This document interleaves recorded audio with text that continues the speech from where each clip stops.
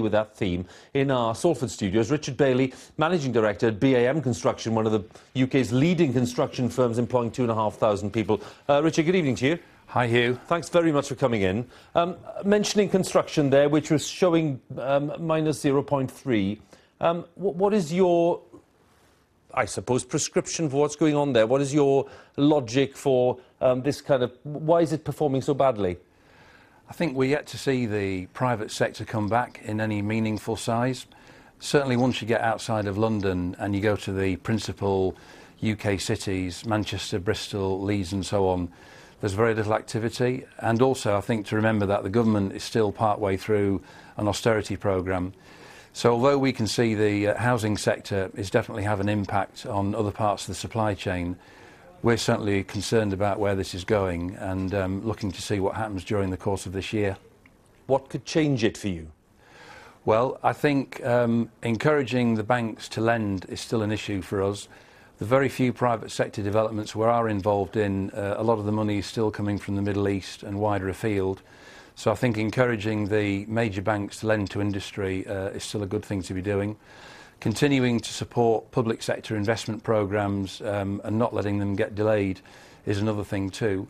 I think one thing that I would say is there definitely is a better feeling of optimism than there was a year ago, but I think government for its part, along with other major industry partners, needs to continue to push that. So you would, I'm suggesting to you, might you agree with Vince Cable, for example, who says that he has concerns about the shape of this recovery? Yeah, I think we're certainly concerned. Is the apparent housing recovery yet another bubble? And once you get outside of London and the South East, how sustainable is that?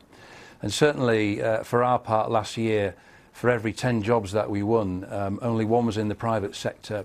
And in normal times, we'd be winning 6 jobs in the private sector and 4 in the public sector. So for us, I think the private sector recovery has still got a long way to go. Some people might be surprised, Richard. You're still talking about the willingness of banks to lend, because we've talked about this for the last 2 or 3 years. Has it improved at all, or is it still at levels that you consider a real damper on growth?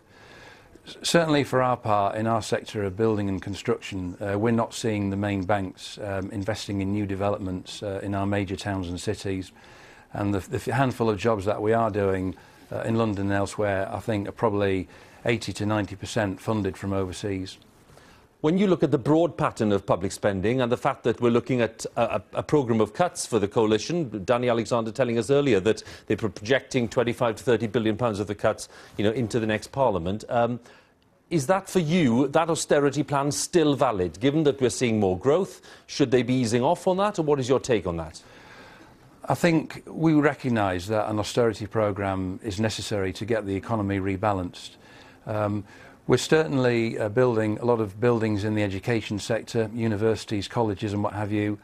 I think the health sector is fairly flat for us, and I think we've yet to see more detail about the actual content of these spending reduction programmes over the next year or two. When we talk about big projects, you mentioned some there, when we talk about things like HS2, for example, how important is a project like that in the way that you look ahead 3, 4, 5 years? Yeah. I think HS2 and projects like it are very important because we definitely see a north-south divide, if anything's become increased over the last 4 or 5 years. So I think anything which actually makes transport and access easier to Middle England and above is definitely a good thing to do. You mentioned the banks and lending. Is there something more specific that George Osborne and his team could be doing now to make life easier for you and people in your sector? I think without a doubt, once you get away from London and the South East, looking in local communities in North East, in North West, in South Wales, in the South West, looking at how bank funding is actually feeding down into the supply chain, I think those sort of checks and reviews are definitely essential and if anything should be looked at to make sure the funding's getting through. Richard Bailey, good of you to